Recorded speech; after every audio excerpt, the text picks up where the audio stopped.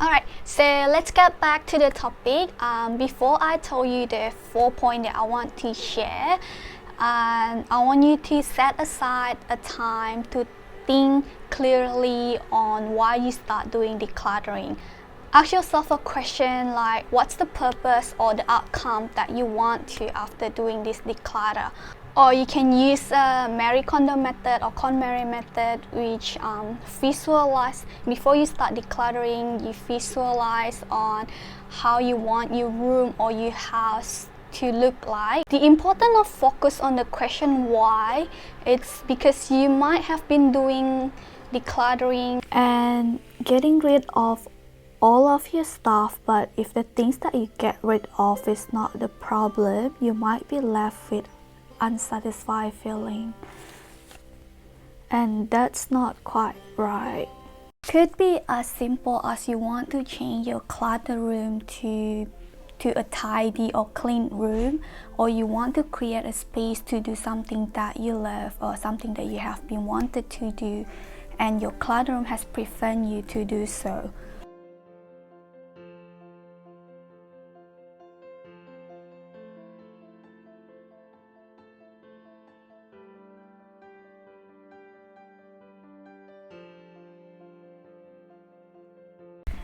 That way you're gonna get an idea or structure on how you're gonna start your decluttering journey.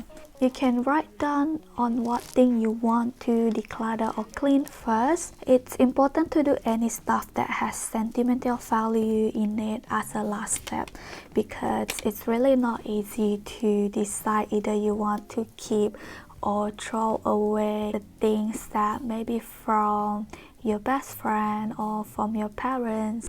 So number one Marie Kondo rule that I want to share here is choosing what to keep. It's actually pretty simple. I keep things that I think still bring me joy, or if it's hard for you, you can decide whether or not this thing still brings value to you or it's still useful for you. So by choosing only keep the things that bring me joy and adding value to me, my room or house space has filled with things that I really like, and automatically I've turned my room into a healthy living space, and it's actually really great for my mind too. It's an eyesore to see our room is so full and packed. When I letting go things that I don't need, I no longer need to take care of them. I can spend more time on some things that are more important for me, or I can use the space for the things that I actually passionate about.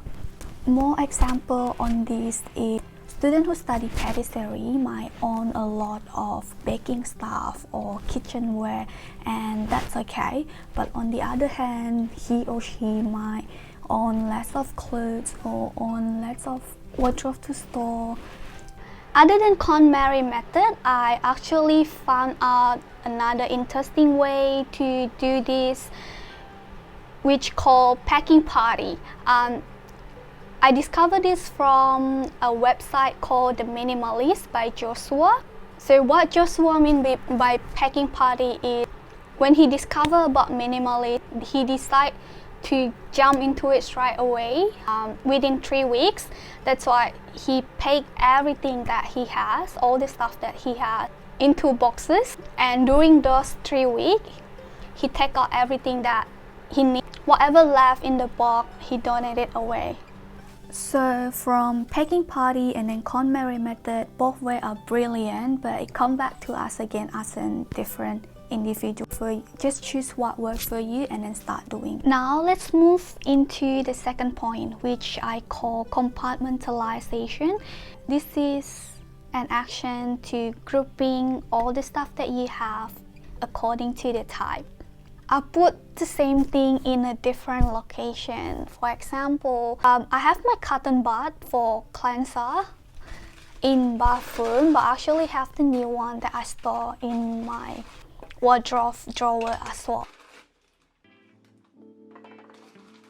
So this happens several times. Every time that the one in the bathroom finish, By the time I finish, I forget that I still have another one in my wardrobe drawer, and I'll end up buying the new one, which is actually quite waste. It's okay if it's only happened 1 or 2 times, but in the long term, the one that I store in my wardrobe drawer might never been touched.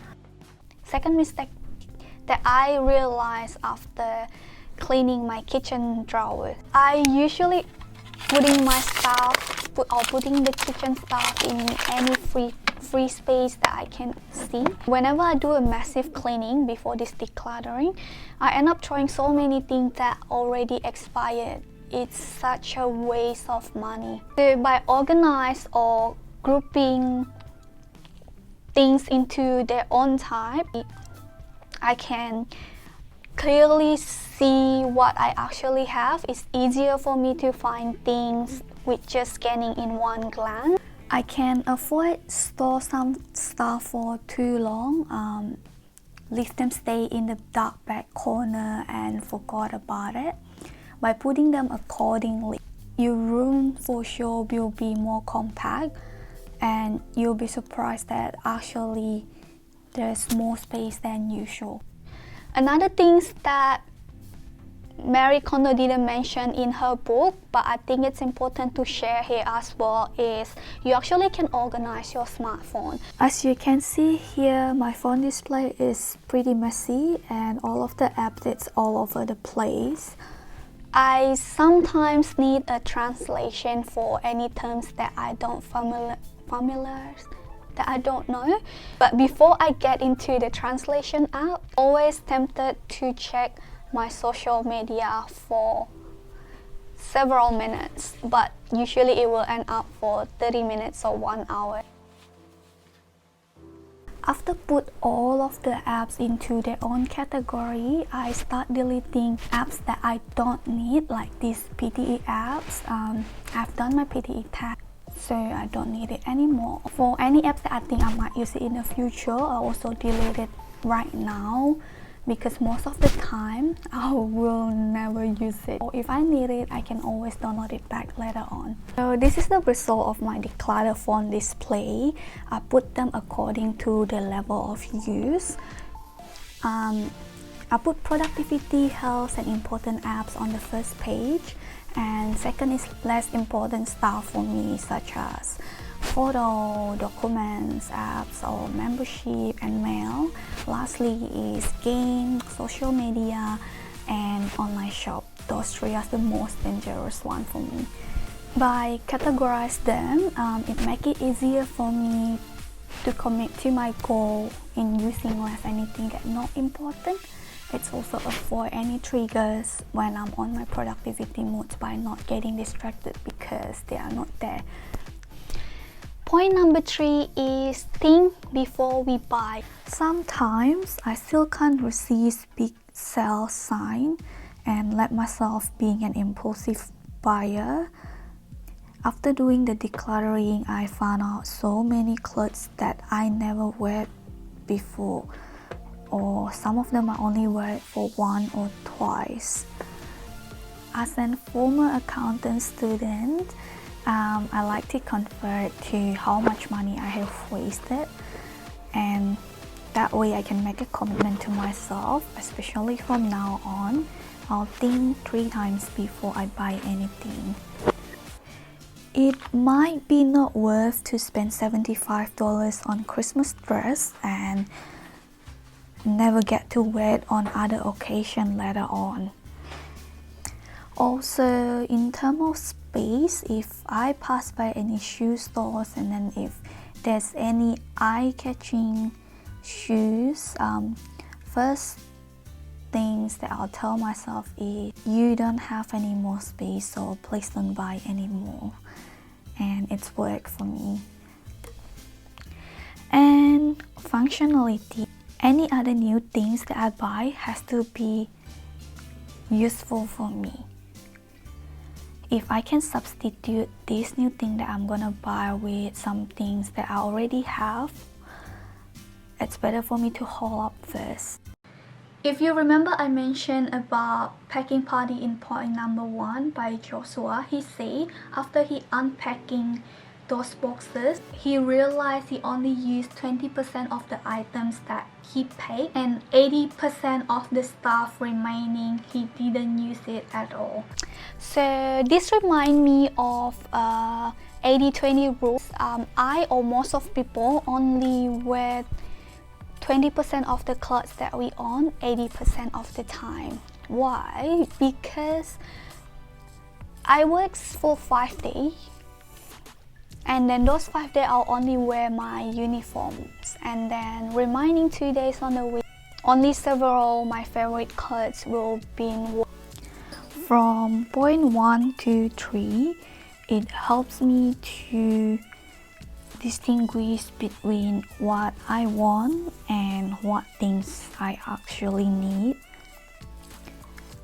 I also try to convert my stuff from physical to digital, such as instead of writing on the books, I try to divide some of my notes on my phone and laptop. It's also more flexible too that way.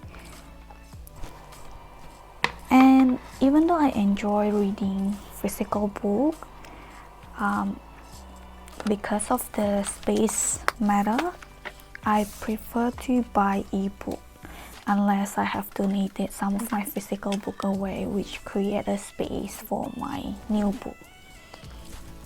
So you can also apply 1-to-1 rule, where if you want to buy a new thing, you have to discard the ones that you own.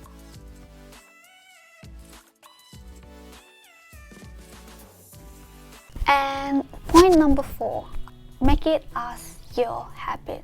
I love the idea of putting back your stuff to where it belongs. By putting back to their original space, you will avoid looking for stuff whenever you need it later on. And of course, there will be a time once in a while where you come back home and then you just want to lay down and feel like doing it tomorrow, and that's totally fine. If you develop this habit, it's more unlikely you will leave it there for several weeks.